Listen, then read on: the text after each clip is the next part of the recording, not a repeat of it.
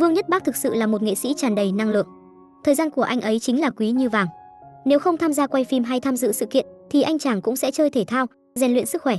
Ngày hôm qua một người qua đường đã báo cáo rằng họ đã tình cờ gặp Vương Nhất Bác đã đi leo núi ở Bắc Kinh. Vương Nhất Bác mang theo cuộn dây to dài và đang đi leo núi. Chà, anh ấy luôn tràn đầy năng lượng để làm sở thích mới nhất của mình. Sau khi tham gia vào hành trình khám phá những vùng đất đầy thử thách, anh chàng đã có thêm niềm đam mê mới. Vương Nhất Bác thích leo núi và tận hưởng cảm giác chinh phục thành công các độ cao khác nhau. Tuổi trẻ tràn đầy sức sống và truyền tải những năng lượng tích cực. Tôi thích cách anh ấy tận dụng tối đa thanh xuân của mình cho những điều tích cực như vậy. Vương Nhất Bác đã rất thành công trên thị trường âm nhạc và phim ảnh.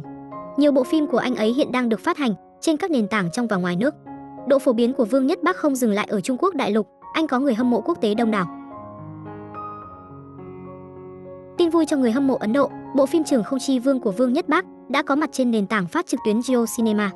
Và tin vui cho người hâm mộ Nhật Bản, bộ phim truyền hình Cùng Em Đi Tới Đỉnh Vinh Quang do Vương Nhất Bác diễn chính hiện đã có trên Hulu. Cho dù là thị trường trong nước hay quốc tế, Vương Nhất Bác đều đã xuất sắc chinh phục được khán giả.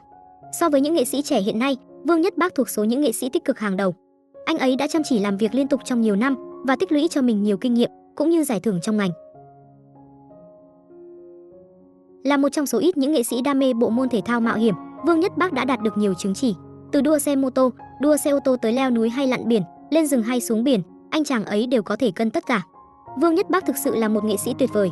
Tôi rất ấn tượng với nghị lực và sự linh hoạt của anh ấy.